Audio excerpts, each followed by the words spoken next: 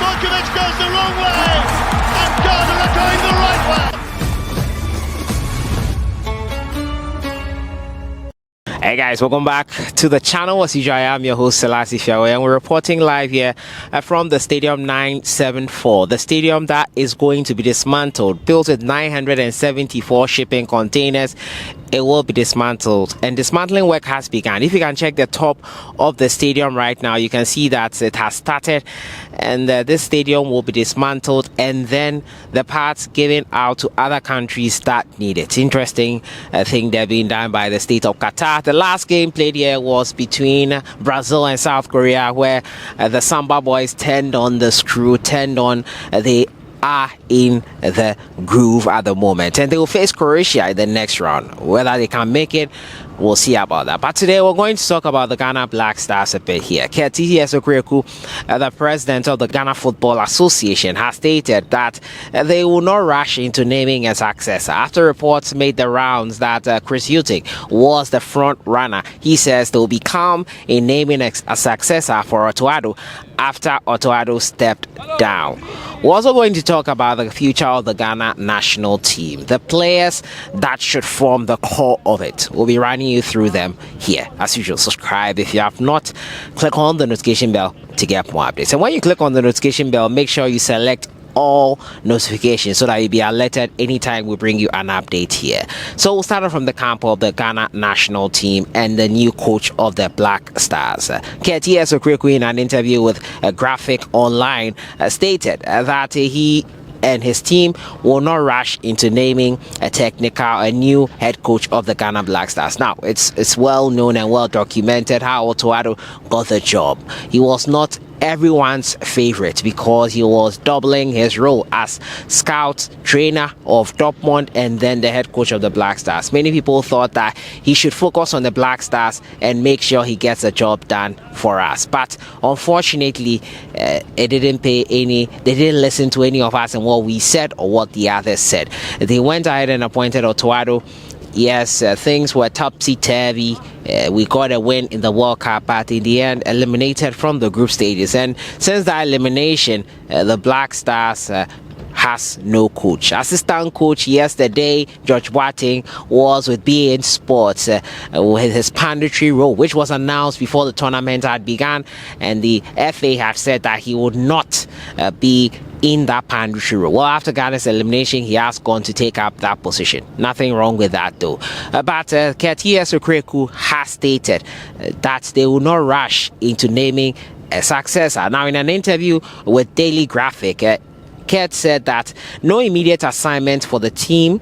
The FA was taking its time to pick the next coach in consultation with all stakeholders. Now, the stakeholders here include the Ministry of Youth and Sports, including the government, and also other officials in the FA, the ESCO members. News coming in on that front is that the front runner is Chris Hughton, but the topmost GFA official to have spoken about Otto Addo's future was FA Vice President Mercado, who told the media in Doha that there was a plan to replace the former Ghana international.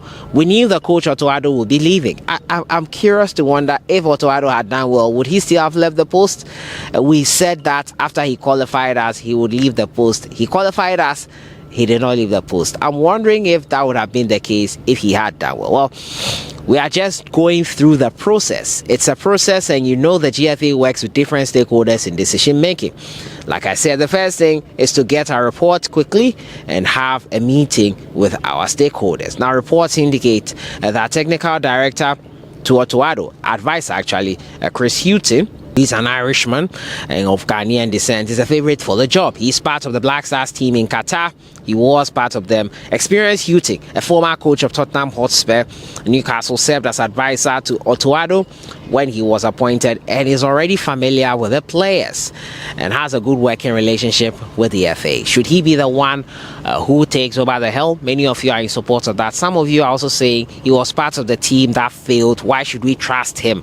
Well, they will not rush into making such a decision. As Kurt has said, we'll wait patiently for that decision to be made by the FA. And as we wait patiently, we hope they make the right decision, because it will go a long way to determine the future of the Ghana national team and how far we go in terms of other competitions, in terms of the African Cup of Nations, in terms of the World Cup in 2026 and all beyond.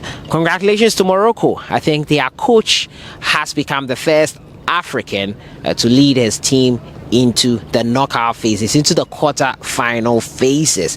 And it is going to be interesting to see how they do versus Portugal as well. My next and final story has to do with a couple of issues concerning the national team. Kojo Bonsu has said we should bid farewell to Andre Ayew. He has served his time.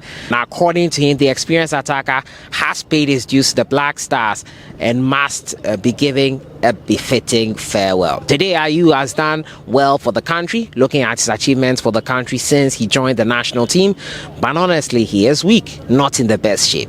Now, so the country should give him a good testimonial of farewell, and he should leave the national team. He said in an interview with Akoma FM, "We have a good team. We should calm down and avoid unnecessary insults. We rain on them." Do you agree with Kojo Bonsu here?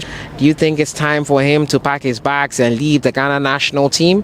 Let me know what you think in the comments box on this comment here coming in from former mayor who has given his 2 cents on the matter here. Now, looking at the future of the Ghana national team, these players probably should form the core. These 5 players and should form the core. Obviously, Mohamed Kudus should be in there. He is an entertaining number 10, an attacker. He was the brightest spark in the Ghana team at the World Cup, and this guy the team actually should be built around him.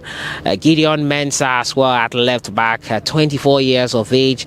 He is also good. Was great against South Korea, albeit a lapse in concentration led to that one of the goals from South Korea. Gideon Mensah, currently with AG Oxel on loan, would be one for the future to look at.